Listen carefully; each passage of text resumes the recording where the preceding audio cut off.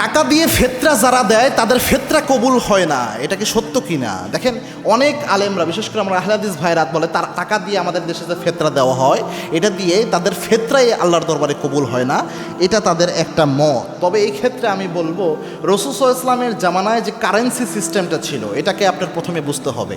এই যে টাকা পয়সা বা বিনিময়ের বিষয়টা বুঝতে হলে আপনার রসুলের সময়ের কারেন্সি সিস্টেম, অর্থাৎ লেনদেনের মাধ্যম, এটাকে আপনার বুঝতে হবে। বুঝলে আপনি এটা বুঝতে পারবেন যে টাকা দিয়ে ফেতরা দিলে ফেতরা কবুল হবে কিনা। রাসূল সাল্লাল্লাহু আলাইহি ওয়াসাল্লামের জামানায় আমরা এখন যেমন টাকা লেনদেন করি, এরকম কারেন্সি সিস্টেম ছিল না। ওই সময় যেটা ছিল, তারা দ্রব্যমূল্যের বিনিময়ে দ্রব্যমূল্যের বিনিময় করতো, এটাই ছিল ওই সময়ের সিস্টেম। তবুও ইমাম বুখারী রাহিমাহুল্লাহ যে হাদিসটা তারা কোট করেন, আমার যে ভাইরা বলেন যে খাদ্য দ্রব্য দিয়েই, খাবার দিয়েই একমাত্র ফেতরা দিতে হবে, টাকা দিয়ে ফেতরা দিলে হবে না, তারা যেই হাদিসটা গ্রহণ করেন বুখারীর বর্ণনা, যেটা ইমাম বুখারী রাহিমাহুল্লাহ নিজেই কি মত অনুসরণ করতেন, এই ব্যাপারে বর্ণনা এসেছে ফাথুল বারীতে। এবং ইমাম বুখারীর ব্যাপারে এসেছে, ইমাম বুখারী রাহিমাহুল্লাহ ইমাম আবু হানিফার যে মত, এটার সাথে একমত ছিলেন।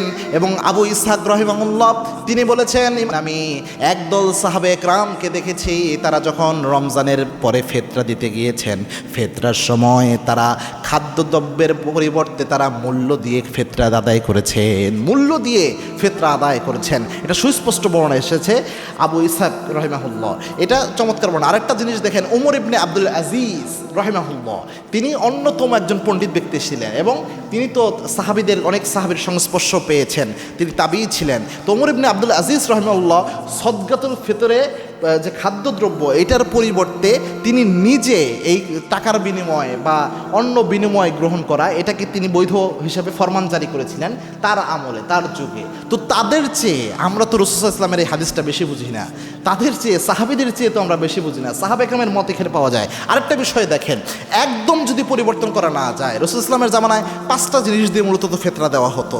আপনার আটা, জব আটা যেটা হয়, এরপরে কিশমিশ, খেজুর, এরপরে পনির, এই জাতীয় জিনিস দিয়ে তো দেওয়া হতো। তো বাংলাদেশে যারা এটা বলে যে খাদ্যদ্রব্যর পরিবর্তে কোনোভাবেই এটা হবে না, তো তারাও তো চাউল দিয়ে দেয়, যেটা হয় খাদ্যদ্রব্য চাউল দিয়ে দেয়। তো আপনি তো অলরেডি একটা পরিবর্তন ঘটাইলেন। কেমনে পরিবর্তন ঘটাইলেন? আপনি একটা বুঝ নিছেন যে ওই সময়ের খেজুর মানে হচ্ছে এই সময়ের চাল। তো এটা যদি আপনি মনে করতে পারেন, বুঝ নিয়ে চাউল হিসাবে আপনি এখানে একটা ইস্তেহাত করে চাউলের মধ্যে নিয়ে আসলেন, তাহলে ইস্তেহাত করে কারেন্সি হিসেবে বাংলাদেশে যেহেতু সবচেয়ে স্বাভাবিক কারেন্সি হিসেবে টাকা আমরা নির্ধারণ করি, তাহলে টাকার মধ্যে ঢোকানো যাবে না কেন?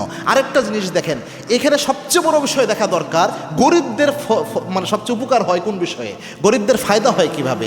একজন গরিব মানুষ, তাকে 10 জন, ধরেন কথার কথা, সদকাতুল ফিতর দিল, 10 জনই চাউল দিল, ওই ব্যক্তিটা চাউলটা কি করবে আপনি বলেন তো? ঈদের আগের দিন দিল, ঈদের সময়, এই সময় সে চাউল বিক্রি করে করে এরপরে গোস্ত কিনতে যাবে, এই কষ্টটা তার কি করা দরকার?